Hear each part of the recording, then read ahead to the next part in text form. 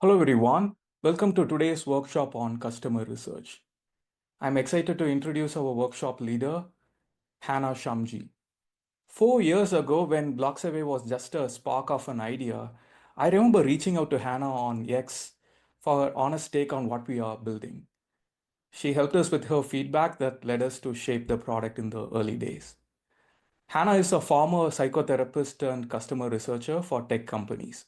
Specifically, she helped to uncover hidden reasons why customers buy and then hand over these key insights to sales and marketing teams to drive growth. She has helped companies like HubSpot, Doodle, Sensat, to name a few. She is here with us today to spark our thinking about customer research, how to get started, and why it matters. Hannah, thank you so much for taking time to join us today. The stage is yours. Thank you. Thanks so much, Wilson. Gosh, was it 4 years ago that we first Yeah, I connected? reached That's out to you so on Twitter crazy. and I remember that. Yeah, I do. It's awesome to see how far blog surveys come since then, and I'm really excited to be here with your folks. This is a fun topic for me. I wanted to parse this into something that is usable and actionable, but giving you the foundation here. Because when we're talking about understanding customers, we're talking about understanding people. This is hopefully a nice segue in. I'm curious if you, I don't have the chat open, but I'm curious if we'll be having some questions and taking some questions afterwards. Drop in the chat if you've done customer research before, whether it's surveys or something else, like how familiar you are. I'm just curious for folks in the room. I'm going to check that out later, but I'm going to go ahead and get started here. And I want to start actually with what I think is like the biggest illusion in customer research. It's something that sort of drove me nuts when I got into the research world. And it's when people say, oh, just talk to your customers or just survey them. Like they make it sound like the easiest thing in the world to do. But if you've done any bit of customer research, that this could not be further from the truth. Has anyone else heard this line or felt like people make it sound so easy to just understand your customers when it's actually not? Is this something other folks have heard? I don't think I'm alone. I think this does happen a lot, this kind of dismissal of the weight of customer research. But honestly, customer research is its own skill. So knowing marketing, knowing growth, design, creative, product, all of those teams benefit from research to make decisions, but that doesn't mean that it's the same skill, right? Research is its own skill, totally learnable. But a lot of folks don't really take it seriously until they realize the stakes. I don't know if you've heard the story about Walmart and their survey gone wrong. This is back in 2009. They asked a hugely biased question, which was, would you like Walmart aisles to be less cluttered? Which, like, who doesn't want less clutter? So, of course, they got a resounding yes. They decluttered the Walmart aisles, wanted to make it like more Target, and sales dropped like $1.85 billion loss in sales, right? Because they executed this across a few stores, a few neighborhoods and regions. Now, there's a whole lot more wrong with this example than just the question. But I bring it up because even with the survey, it's seen as a very easy way to start learning from your customers. But there's a huge risk, right? These guys at Walmart, they had time to think about the question, to ponder it. They had people to review it. Like it's a big company. They clearly had the expertise, and even still, they mucked it up, right? Understanding your customers is not a very intuitive, easy thing. It's actually counter the way we normally understand people. So, really being aware of bias, how to ask the right questions, and navigate your customers to tell you the truth so you don't walk out with bad data. Now, for better or for worse, I've had a lot, maybe too much training and practice and supervision in how to do customer research and ask the right questions. I've been doing qualitative research for the past 14 years. I started in the academic world in psychology research. I studied psych at Cornell. I did my master's in public health at Brown, very research heavy program. I worked in government as a research analyst. I was head of research at Copy Hackers, a copywriting agency. I've studied jobs to be done, lean startup method, unstructured, structured interviews. I mean, I have like research coming out of my ears. This is a world that I've been in for a long time. And I say that to give you some confidence that this is where the pieces I'm about to share with you are coming from. I want to walk through 5 rules for research that are straight from my toolbox. And based on pieces I see where most folks falter and some mistakes that I've observed from teaching this work. So here are the 5 rules. We're going to go through each of them and organize in the natural order that they come in. But the first and most important is to start with the business. There is this really big misconception that research is all about the research questions and doing research, and we have to advocate for research and wave the research flag. But really, research is nothing on its own. It's about serving the business, right? We need to start with business objectives before we get to research objectives, right? Research objectives, where everyone gets stuck, that actually comes second. So we want to start with, what are the decisions you want the research to inform? Do you want to optimize the website? Do you want to optimize the sales deck? Do you need to improve sales messaging? Do you need to develop a product? All of those are going to affect the type of questions that you ask in your survey and the type of insights that you're looking for from customers. So you need to start with the end, right? We need to figure out where in the business is this research going to be used before we think about what we want to learn from the research. Most people start here. They're like, what questions should I ask? What do we want to run this survey from? But they don't have a very clear idea of the decisions they want to inform. Once you know these two clearly, now you have goalposts.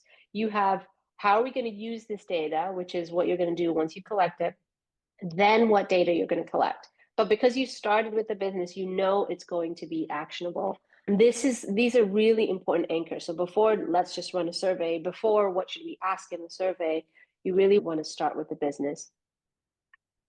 The second piece is that methods last. You will actually not know the right method until you have nailed your research questions. I know it is so tempting to jump to, let's talk to customers and do one-to-one interviews, or let's run a survey, or let's run a website poll. But this step actually should come last, because you might find that you don't need to do interviews. You can actually just run a survey. You might find that I already have this data, maybe. We can look at some product reviews. You want to focus not on just like being exhaustive and saying, hey, I have the data, I ran the survey. You want to actually make sure it's useful, right? This is like a really bad rep that research gets about it takes too long. It should only take long if it's necessary. If you need to go deep, then sure. If you need to run the survey, sure. But don't do it without knowing and justifying the methods. So if we look at surveys and interviews specifically, most popular methods in customer research. So I just want you to have a quick understanding of what to do. What's the basic difference? Surveys go wide typically. They answer what or how many, they qualify trends, they validate patterns. It's a much, think of it like a longer cut, a longer, wider view of the customer. Interviews go deep. So you're funneling down, right? Versus the horizontal view, the interviews will give you a vertical view. So why or how, you want to really deeply understand the problem space and find opportunities. Now, most people think in an either or way. Should I do interviews or surveys? But you can actually do both and use them differently depending on your goal. So for example, you could do surveys first and interview second. So in this case, surveys would be to validate a pattern, and you want to figure out, hey, is this relevant to a big group of folks? And then interviews to dive deeper into the way in which it's relevant, or like specific motivations, specific drivers. Or you could do the flip side, which is interview first. Let me understand really deeply, what do people care about? What's driving them to buy? And now I want to validate, is this relevant across everybody, across the wider net of customers? Can I scale this understanding? Right. So depending on what kind of your objective is, you would do these differently and pair them differently. The next piece is to always validate. This is something that is very tempting to get initial survey responses, to learn from a few customers, and to jump to conclusions. But before we do that, we want to reach what we call a point of thematic saturation. Thematic saturation is in qualitative data. So with quantitative data, we typically look for statistical significance. Thematic saturation is the qualitative research side of that. It means that you don't necessarily have to talk to a whole bunch of people if you're asking open-ended questions, like in an interview or like in an open-ended survey. You don't need to talk to a bunch of people because you're looking for something deeper, right? You're looking for a qualitative understanding and an insight. So if we come back here, surveys and interviews, for a survey, you want to talk to the folks that are doing the thing that you care about. They are buying, they are maybe canceling, they are upgrading, they've signed up for a free trial. What is the group that you care about? They're taking the action you either want to understand or you want to stop. That's your core group. Then you want to talk to folks doing the opposite. So let's say I'm studying churn. I want to look at folks that are churning and folks that haven't churned. Because if I just study folks that are churning and figure out what's important to them, I don't really know what, let's say they list 10 things, 10 reasons they churned. I have no point of, is this priority? Which is priority? I need to compare it against folks that are doing well so I know what's good, what's actually important, right? So you always want a core group and a contrast group. And for surveys, you want to aim for like 100 plus responses. That does not mean that less than is not helpful. I've worked with companies where we got 20 responses, 30 responses. This is a nice sweet spot of 100. And that's to kind of give you a cap of like, you don't necessarily need like 500 responses, assuming like a random sample. Once you get 100, you'll be able to find meaningful patterns. Can still find them in 50 responses. But let's say you only have maybe 20 customers. A lot of folks I work with don't have a big pool of customers. Doesn't make sense to start with surveys. It makes sense to start with interviews so we can go deep and then use the survey to validate over a wider group, right? If you have a bigger net, starting with surveys is great so you can use the surveys as a cut of what's going on in the group. But you can also tag on a question to the survey to say, hey, are you interested to go deeper on this with a 20-minute call? Survey is a great entry point. Now, interviews, same principle, core group, contrast group. But now you don't need to talk to as many. Aim for 10 to 15 interviews before you can call it a trend. This is really important because it's going to be very tempting, especially if it's in your own business, to call it quits once you start seeing a pattern. And you can start seeing a pattern after 3 calls. The problem with that is that this is not a provable pattern. 3 is too small of a sample. So you want to make sure that you're doing your due diligence and talking to at least 10 people, because you will find that initial pattern you found, there may be more nuance there. There may be details in a bigger story that you're missing. So don't get pigeonholed and stop as soon as you see something. Go the full route, analyze the full set of data. So you can actually be confident and stand behind what you're saying, that this is a strong theme or this isn't a strong theme. Because the value is more than just like, most people said this or nobody said that, right? That's like a very first-hand cut. You want to be able to go deeper and understand the nuance and the detail in the story. So having more data points with interviews is going to be really helpful for that. This is probably one of my favorite rules, and it is that what people do is way more reliable, more important to focus on than what they say. Now, this is probably not news to you. I see a lot of folks talking about this, myself included, on LinkedIn. And if you've done research before, this is hopefully something that you recognize. I want to explain this to you using a framework that I built in a way that maybe makes it click a little bit better. So these are 4 levels of customer data. This is a model that I built based on my background in psychotherapy, and it's based on how people communicate and how that connects to the data that we get from customers. So the idea is simple. Data does not exist in one dimension. It varies across 4 levels, right? There are surface things on these outer rings that people happily share. And then there's deeper stuff that is harder to access. So this framework is just to help you understand the layers so you can evaluate what's reliable, what's biased, what's worth digging into. So let's break this down. Outermost layer is what people say. People are generally pretty free with their words. Like, think about how easily we can post a comment on LinkedIn to a post like we don't even know who wrote, or we rant on Twitter, or we share opinions with people we barely even know. Customers are the same, right? They're very happy to share their thoughts, their opinions, their preferences about their product. You don't really need to prompt them that much. You don't need a deep rapport to get that kind of feedback. That means it's the easiest level of data to collect, but also the most unreliable, because people can tell you whatever they want. I can tell you I'm having a great day when I'm actually having the worst day, right? There's no commitment. I can say whatever I choose to say with you. This next level is what they think and feel. So this is a little bit closer to the core of the customer, a little bit harder to access, still a bit a ways away, but a little bit more reliable than level 1 data. So think about when you ask someone, how are you? They can say, oh, I'm good.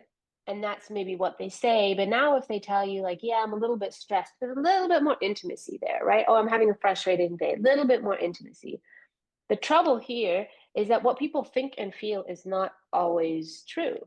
I can think that I am super athletic, but if you actually ask me what sports I participate in or how many times I go to the gym, whatever your definition of athletic is, it's going to look very different, right? Like I could say, oh, I never eat out or I rarely ever eat out. And then I've ordered 5, 6 times this week. So I can have an impression of myself that is very different to reality. Think about like New Year's resolutions. The reason that most people do not follow through with those resolutions is our version of ourselves in the future is always idealistic. Like when I make the rule that I'm going to do Pilates 3 times a week, starting January 1st, I do not think about the cold. I do not think about how hard it is to wake up at 6 a.m. And go to the class. I don't think about any of that. And then the reality hits, and now I'm like coming up against, oh my gosh, it's snowing. Oh, this is actually really far. Oh, I have all these excuses. So we have versions and impressions of ourselves that do not always match reality. So this is great. We can ask people, do you like my product? What do you think about my product? What do you think of this feature? Great, but we're still stuck in these outer rings of data. What we really want is what they do, right? What do they actually do? How do they actually behave? That's what this third circle is. Level 3 is behaviors. Their habits, the actions they take, the decisions they make. These are things that are objective, like they bought a product. They talked to their spouse before they bought the mattress. They signed up for a free trial. They canceled. They clicked the link. They searched for your app on their phone. These are actions that they actually took. This level is super important because as businesses, we want to influence customer behavior, right? We want them to decide in our favor. So we need to actually understand what decisions they're making now. So this is a very important layer to operate in. This is the difference between saying, do you like this feature versus do you use this feature, right? If I say, do you use this feature, I'm looking at level 3 data. If I say, do you like, I'm looking at level 2 data. So actions go deeper than thoughts or feelings. That means they're harder to observe, harder to access, but they're also what drives us closer to understanding the customer. And that's where we want to focus. Level 4 data is the why. This is like why they do it. Now, why can feel like it's a very buzz question word of you should ask why and go 5 layers deep asking why. That's all true, but it can make it feel like it's this elusive, do you just keep asking why? A clearer definition is to think of why as like how people make decisions, right? These are thought processes that drive behavior. Everybody has an inner logic and an inner reason for why they do things. There's a reason I had coffee this morning, or I didn't have coffee this morning and I had tea. There's a reason you might have had coffee and not tea. You might not process that reason actively, but if I ask you, what made you decide to have coffee and not tea? You can explain it to me. That's your rationale. We need to understand not just the decisions they make, but the rationale, the logic that customers use to make those decisions. Most of this is context dependent. I might have a breakfast sandwich during a weekday, but if I go out and I'm on vacation, I might eat something different for breakfast. Or I might have the same breakfast until I'm at my parents and visiting them. Context is super important. So you really want to get into what made you decide. So you've got all these decisions, let's say, that led someone to like sign up for a free trial and then buy the product. So you want to understand what are the steps they took along the way. And then this level 4 is why did they take those steps and not others? Why did they talk to their spouse or their team or their colleague before making the decision, right? Context, super, super important here. Does that make sense to folks? Is everyone clear in getting this circle? This is a really fundamental piece to understanding the quality of the data that you're collecting. Now, what do you do with this? Like, how do you actually action this? And that brings us to this last tip here, this last rule, which is to focus on past or even present tense, but mostly past questions over future questions. So there are essentially two types of questions here, right? Like the researchers tend to overcomplicate things. You want to think very simply. There's good and there's bad. Good questions will get you good data. Good data means it's objective, it's provable, you can rely on it. It's not a thought or a feeling, there's actual proof that something happened. It's more objective. Bad questions are the opposite. So you've got subjective, you've got general data. Now, what does this actually spell out to? So good questions, you're asking about past events and present events. What that means is I'm asking what you did, what you felt before, what you thought before. I'm asking about a timeline that's already happened. It's already in the past. I'm not asking you about, would you like this? Would you buy this? Would you use this? Because again, this is now outer rings of data, which are highly unreliable. So think about present and past questions. So look at a survey that you're writing. Are they going to be able to reflect in their past and answer this? Are they going to be pulling from what actually happened in a moment that they went through? So you wouldn't ask something like, are you a healthy person? Now we're in like subjective. That's very subjective. Versus how many times did you eat vegetables in the past week? That question probably needs some work because how it's difficult for someone to remember, but I'm anchoring into what I really want to know. I'm not telling them, are you this person? Are you interested in this thing? Because now they have to define what being healthy means. I'm asking for the behaviors that I'm interested in. And now there's eliminating a bias there. The bias isn't entirely unavoidable, but I'm eliminating it because I'm not asking them to tell me what is their impression of themselves. I'm asking them about events. So they stop filtering and start reporting. I can just tell you what happened. I'll just tell you, oh, this is what I had for breakfast last week. I don't feel like on the hook for I'm this and this kind of person. So past, present events. Have you used things? How many times did you use it? What did you use it for? What else did you use this tool with? All of those past questions, right? Now, you want to stay out of generalities, like the general question of do you use this product often is a bit vague, right? You want to be able to anchor in an event. Last week, how many times did you use it? Because as soon as you start saying, do you use this often? You're going to tell me whatever I want to say. Oh yeah, sure, I use it often, but is that reliable? I don't know. So you want to be able to prove, you want objective data that they're saying, yes, I used this 3 times. Oh, what 3 times? Now I have moments I can dive into. So we're actually cutting past thoughts, feelings, what people say. I'm just asking about your past life. This is a really important thing because it's very easy to slip out of this and start just asking what we want to know, which is, would you buy this thing? Would you use it? Why did you buy this thing? If I ask someone, why did you buy? They're going to tell me the outer ring level of why they think they bought, or they're going to give me the version that's appropriate. Maybe they think they bought because of the price was really good. And maybe they don't want to tell me that, but I'm in the outer layers. Now I understand when did you first hear about the product? Oh, okay, you heard about it like a month ago. Where did you hear about it? And they're just reporting, they're telling me, okay, so what made you buy at that moment and not the moment before? Did you have any conversations in between? This very different style. So you really want your surveys to be in the past, in the present. If you ever ask about something you're building in the future, you can, but try to focus on asking for a commitment. So it's less, would you be interested in this? And more like, I'm launching this in a month. If you're interested, drop your email below and you'll be one of the first people to know about it. So I'm actually getting them to take an action step towards, hey, I'm interested in this. I'm going to drop my email in. So you want to find ways to get them to act in the moment or figure out where they're acting in the past. These are honestly the most important things to consider when you're thinking research. They can sound really small and negligible, but If you follow this as best you can, you are going to get much more insight and much more reliable data than like 90% of the people out there. And if you're going to do research, you're going to run a survey, you might as well make sure that it's reliable, right? It's very easy to be like, we talk to customers, but the data is diluted, it's watery, it's biased. So I really want try to follow these and get out of the risk that you've put all of that time into talking to, asking customers questions, and not getting data that you can use. That's all I have for you today. I'm going to invite you to this.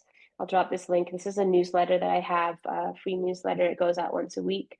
And I dive deeper into, I usually spotlight interviews a little bit more, customer interviews. But a lot of the principles of asking the right questions carry over. But we can jump into questions. I know AI is a big topic, so if folks want to talk about AI and research, we could do that, or we could really jump on any tangents, anything that stands out from today, anything else research related. I'm happy to answer questions. I'm going to drop this in the chat here in the meantime. Thank you, Hannah. And I do yeah, see a few questions in the chat. We can go through them. yeah, go for it.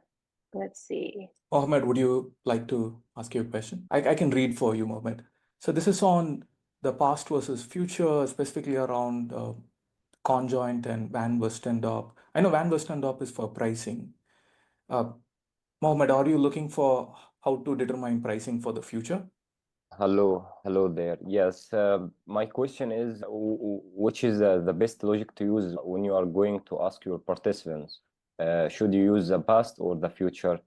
Van Westendorp and conjoint analysis, I think they use the future logic in the question narrative, and I think the conflict with what Hannah just said. I think it cut and you went on mute. That's not just for me, right? It cut for others too. Yeah, it got cut. Yeah, Mohammed, Okay. would you like to unmute? Hello, do you hear me? Yes, yeah. Okay. The last part got cut off. If you could. Okay, I was asking in the Van Westendorp logic, when we ask, we use the future narrative when we ask for the pricing and conjoint analysis. Is that conflict what with Hannah just said? Hannah was advising us to use the best narrative when you are going to ask our participants. But when we going to launch a pricing study using Van Westendorp pricing, we use a future narrative in our questions. So yeah, the future narrative is, there's not really an instance where it is reliable. Plenty of people will use it, but there's a risk you're taking, right? People do not always act in alignment with what they say. So it's easier to give a verbal commitment that doesn't actually follow through. So you instead want to lean on, I'm trying to find this article. I'll look for it after, but there are ways to ask less about the pricing directly, would you pay for this, and more understand how they view this product. It's a set of 4 questions that I recommend to my clients, where you're understanding what their barriers are of like, how much do they spend to solve this problem now? What solutions have they tried previously? Also, like, how would they score? What is their thinking in terms of, for this product, what is the range that they would expect to pay, right? They're much more tangible pieces of understanding their thinking with pricing, which is not as, it's tempting to ask outright, would you pay for X? But it's just not, it's not reliable. So I'll let me find the questions. I'll find this article and I'll send it to Wilson and he can share it with folks. But those are the questions that I recommend. The other thing is, I mentioned towards the end, is ask for a commitment. Like, ask for, if you want to see if people will actually make a purchase at a certain price point, is there a small commitment? Can they exchange their email? Can they put down a deposit? Can they sign up to be the first person to know about something? You want something that is reliable. It's not going to be the actual thing that you want, but it's going to be a version of reliability that you can then actually scale and test up. This isn't always, like, depending on leadership, sometimes they want to know.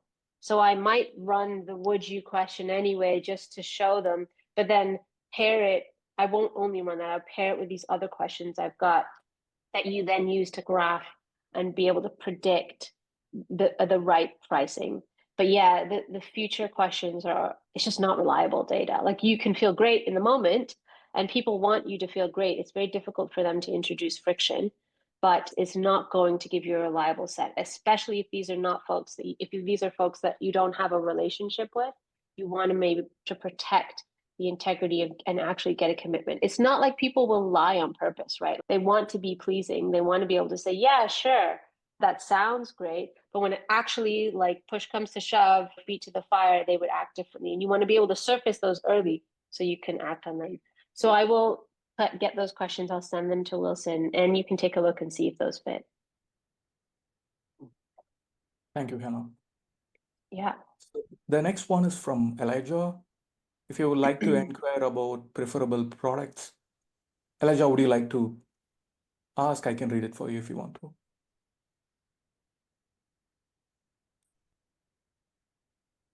This is primarily about preferable products. If you have to inquire about preferable products, how do we frame it? How do we anchor it? So preferable, I'm assuming means like what you like the most, what you prefer the most. Yeah, so this is something to not ask in a silo, right? People can like all sorts of things, but you are not trying to influence them to like something so much as them to use it more, to tell their friends about it, to refer you. You want to look for signals of behavior that indicate liking or loving. That's because liking or loving in a silo is great, but you want business, right? You want conversions, you want to grow, you want to scale. So this comes back to what decisions are you trying to influence? If all you know is that the customer likes something, that might be validation to build it. Okay, but are they going to use it? Do they actually like it? So look for the signals of behavior that indicate what you want. And then those will tell you what decisions to do with the research. So what decisions you can make with the research. So I always think to like usage, engagement, it could be clicks, it could be how many times they open the app, it could be how activated they are. Like, what is it that you want to study really? Doesn't mean you can't ask if people what products they prefer, but usually what people like and what they use most are not always the same. So you don't want to take that risk. You always want to come back into studying behaviors and using behavioral signals. I see another question here from you, Elijah, for NPS scores. Yeah, so I'm not a fan of NPS. A lot of this NPS question of, I think it's how likely are you to recommend this product? It's got bias all over the place. Like on what basis? There's nothing real, right? And it's just become this train of a question that's taken over and everyone's comparing the NPS question or the NPS scores. You want to think that satisfaction is a measure of, have you referred this product to anyone in the past? Have you recommended it? That's a really strong indicator of satisfaction. But looking for other points of satisfaction would be great too. The thing is, like the NPS score is now just an internal reporting. There's no real decisions. It's just like an internal vote of confidence, right? But if I say, have you recommended this? And I find that the reason, and then I ask, what made you recommend it or what got in the way, then I can find out, oh, actually, like they're not as satisfied with the product. Oh, okay. If they were satisfied, this is the hang up with the product. Or look, everyone that is recommending it is experiencing this aspect of the product. So even if someone is happy, they might not be recommending it. That's the real intent here. We're implying that satisfaction means you shout about it. So let's ask about the reality. Have you shouted about it? Because you can have happy customers and then you have raving fans. But this doesn't help you distinguish the difference. If your raving fan is someone that recommends it, let's figure out what is the difference. What makes them so happy that they're recommending it? So keep coming back into what are the behaviors I can ask about. The thing is, that is more work, right? It isn't always intuitive what the behavioral signals are that you should ask about. The more clarity you get there, the more you can tie back to, I want to influence this behavior. So I'm going to study and ask about this behavior. And then you can make sure the research is actionable and it comes full circle. I see another Hannah, question just on the here. NPS, Yeah, go for it. Yeah. just a follow-up on that, right? So usually we ask, would you recommend, which is primarily focusing on the future, right? So Yeah. now, if we ask the question, have you recommended us before? If they say no, should we ask them, dig Mhm. deeper with respect to asking few follow-up questions with why haven't you not recommended, or what type of Absolutely. questions can be a follow-up if they say no? So so let's go a little slower. We can break it down. It depends. So the assumption there is we're saying recommending is a sign of happiness and satisfaction, right? So if they say they haven't recommended it, we could say, what stopped you? Like what got in the way? And then giving them multiple choice. Is it because they just didn't think about it? Is it because they're maybe not as satisfied? There's some problems with the product? Is it because they forgot or they didn't think there was a referral, like an incentive? So you want to ask a follow-up question, but give them multiple choice because people do not know why. People are not actively thinking about why they're not doing something all the time. So if you give them an option, if you assume it's because of the product, then you miss out on the opportunity that it might be like they forgot, they didn't know that there was an incentive, or they were only going to do it if there was some kind of referral program that they were involved in. So you want to make sure your multiple choice covers all the options, but ask a follow-up multiple choice based on what their answer is. You could offer an incentive to say, hey, we'd love to hop on a 15-minute call for $20 gift card, Amazon gift card, something neutral that is not going to bias them towards your product. Would you be open to that? And if they say no, then maybe you just ask them to like explain a little bit their answer above. But that way you are covering the full gamut, right? You're not cornering them to be like, why didn't you recommend us? You have to make it easy for them to say, I don't like your product. I forgot about recommending it. Like I don't really recommend products, or, think through what those options could be and then give them outs. They need an exit strategy. So it takes the pressure off of them being the first to say something negative about your product. That's how Wow. I might approach it. Does that help? Absolutely. Thank you, Hannah. That's super helpful. Yeah. Yeah. I see another question here. Which approach is more effective for gathering data for the 4 levels of customer data? So interviews are typically better for levels 3 and levels 4. Surveys that are not aware of the difference between surveys typically fall into the outer rings, level 1, level 2, when people are not as experienced in writing a survey. So they're asking things like, what do you like? What do you prefer? What do you think about this? Versus what do you use? Where do you use it? How often do you use it? So surveys can definitely overlap and get into the level 3 if you do them well. And then level 4 is really where you're going to get interviews. It's just because people don't know why they do things all the time. So if I just ask you why you did a thing, you're going to give me the level 1 answer or the level 2 answer. I need to be there to facilitate, or you need to be there to facilitate and help them stay on the track of this is what happened next. Usually when you're having a conversation or you're doing research, you want to unpack a timeline. So you want to think through, I want to understand how customer went from here to here, because this is the decision I care about, either more buying or less churn, more signups or improving conversions, right? This is the decision I care about, the behavior. So you want to understand on a timeline. And when you have a timeline, there's a lot of events, right? There's a lot of steps. Even if I go to a website for the first time today and I purchase something tomorrow, less than 24 hours, there's a lot of mental steps and decisions I've made to go from like website to buying. So asking about all those nitty-gritty things, it's not going to happen on a survey. Level 4 is very unreliable on a survey. You want to go towards an interview for that. But a survey can absolutely get you level 3. Now, that does not mean that levels 1 and 2 aren't helpful. I'll give you an example. You want to know that people think that they're healthy, even if their actual actions aren't, because that means you're going to message them differently. I actually want to know what your level 2 is. I do want to know what you think of the product, even if you like this feature but you don't use it. That's important. right? If you think something, but your actions don't translate, that's important. So I can actually meet you where you are. So I often will never do the interviews without a survey. It's just that they play different roles. The survey will tell me where to dig deeper so that I can get more focused questions and I'm not starting from the beginning. So ideally, you're doing both in tandem. Ron, if you are surveying a small, less than 50 group of similar age, what would be a minimal response number or percentages that would represent a valid trend? I typically stick to 100. You can step out of but you're saying 50, you'll still be able to find patterns in 50.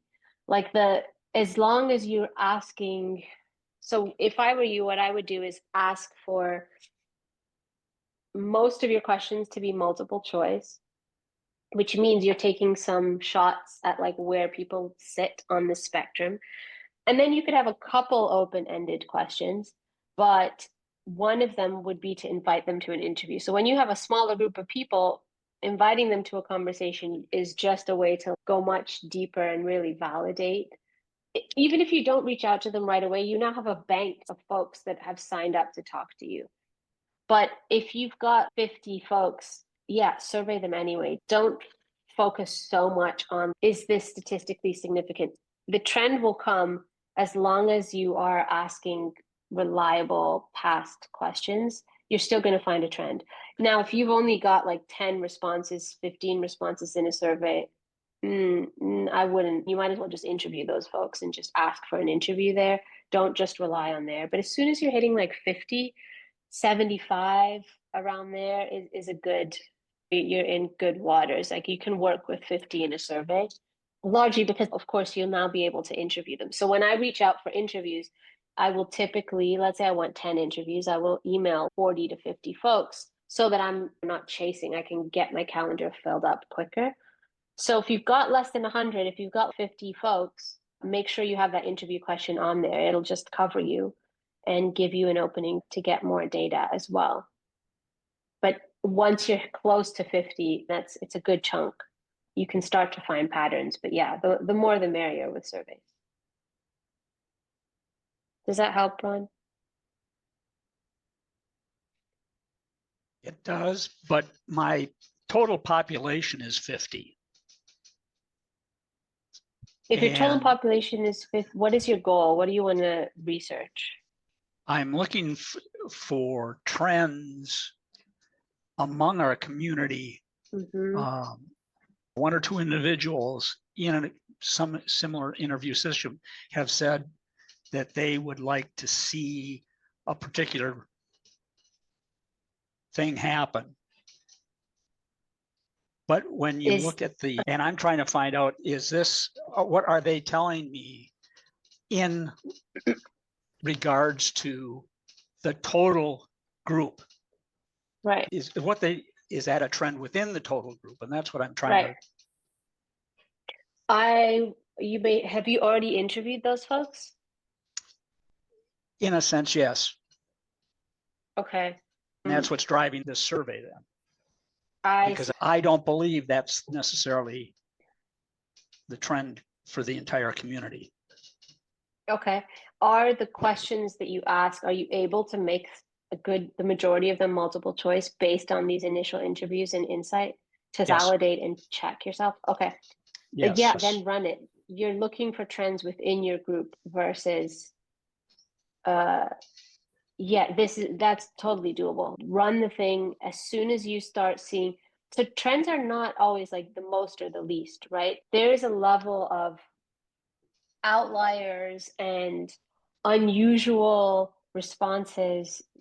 And when let's say you've got 10 multiple choice questions, you're crossing a lot of data there. So you want to think less of, is this the majority? And more like, is this a voice that is big enough for me to justify doing something about? That something might not be build a thing or not build a thing. It might be more minor. But I don't think that if you only hear it from these two folks and no one else, that might mean you don't do anything about it. It might mean that you do something small about it. So it's less just the data. It's more using the data to make a business decision of what do I actually want to do with this. In your case, run the survey, pop those in multiple choice, ask a question at the end to offer folks like a 15-minute call to chat with you. Even if you talk to 3 more folks, so you've got a circle of 5, I would plus your survey. I think that's a pretty good bit of confidence. If you're still unsure, run a few more of the interviews, but definitely survey the whole population because you'll have a good chunk of data to now triangulate, especially if you're opening up to say, hey, do you want to talk about this more in an interview? Does that make sense? Yes, and thank you. Yeah, absolutely. Good luck. Yeah, I'm seeing your comment here, Elijah, on like push to interview the 50. You could do that. The thing is, when you have a smaller sample, if you want to validate it across the group, even then talking to 10 people about a sample is so you want to think of this a bit differently. When you are looking for patterns, talking to 10 people randomly is fine. Like you don't have any bearings and you're like, let's just see what the patterns are, right? But if you have 50 people you're working with and a couple of people have voiced something that you don't know if bigger group is, talking to 10 people now does not feel like enough because your group is 50. So you do want to run a survey to check the wider group and then go deeper on 5, 6 people. You don't need to go as many as 10 here because you'll have the survey to back it up too. If you're getting confusing insights from the interviews, run more. So that would be the way that I approach this. So here the interview comes first, right, Hannah? So we do the interviews first, identify a few key insights, and then frame the questions and send it to the rest of the population. Is that how it works? Yes, in this case, Ron had essentially done the interviews already, in which case he can create a survey that's multiple choice. That's a big key. You want to do more surveys that are multiple choice because you're giving them an exhaustive set of options. If you can't do multiple choice questions, that may be a sign that you should probably run some interviews first. So in this case, Ron had done some interviews. He has enough insight to be able to offer multiple choice. So now we're just like checking, hey, is this relevant across the whole group, with an option for folks to go deeper and have a call with him. If he had no idea and he was like, hey, I just have this question, is this relevant to people? Is this something anyone's even thinking about? Then he can definitely start with interviews and he might decide the same thing. I've done a couple, let me run the survey. Is this relevant to the wider audience? Since he started that way, then a survey is a nice way to piggyback off of that. Thank you. I had this question on qualifying in customers for interviews, Hannah. So since there is a lot of them, I was just curious to know what questions can I ask them to identify the right ones. So even looking at, you mentioned about 4 levels, right? So I was thinking about, I think, should I identify who would be closest, be it based on relationship I have had before? Or are they the ones, or am I being biased to easily look at customers who are already in touch or actively engaging with this? I'm just curious. I think how should I make decisions with this? Yeah. Do you mind if I ask a bit more context? Can you Sure. Yeah. share a bit about what you're doing the research around? What do you want to talk to these folks? What decisions do you want to make from the research? Primarily about every year we are looking to craft the roadmap, what is needed for them. It's because I see they have richer insights with respect to what they really need. So the current problems, the more they are using AI, they're trying to reimagine themselves on how AI can bring in efficiency in their work. So I think that's something that we are constantly discovering. Few customers are writing to us, asking us, hey, can you do this? I've seen this coming up. We are already using ChatGPT today or any of the GPT LLMs out there. Can you build it inside your platform? So now these are few customers who are opening up. Are they the candidates I should interview, or should I create a questionnaire to send it out to as many customers as possible and then have qualifying questions to identify who are the right ones? Both. If people are talking, absolutely listen, but the loudest voice is not always the most representative. Running a survey to check, hey, these people are interested in X, but are others, can help you get a bit more confidence behind building, not building, or what direction to go. And then offering a same question of, do they want to share more? Do they want to see the first, like the beta version? Do they want to participate in like a panel to give user feedback? That's a way that they can commit and demonstrate a sign of interest for you to give you validation to like yay or nay, move forward in a particular direction. So listen to the folks that are there, but still survey the wider group, because listening to those, so if you've got folks that are already voicing it, look at the criteria of those folks.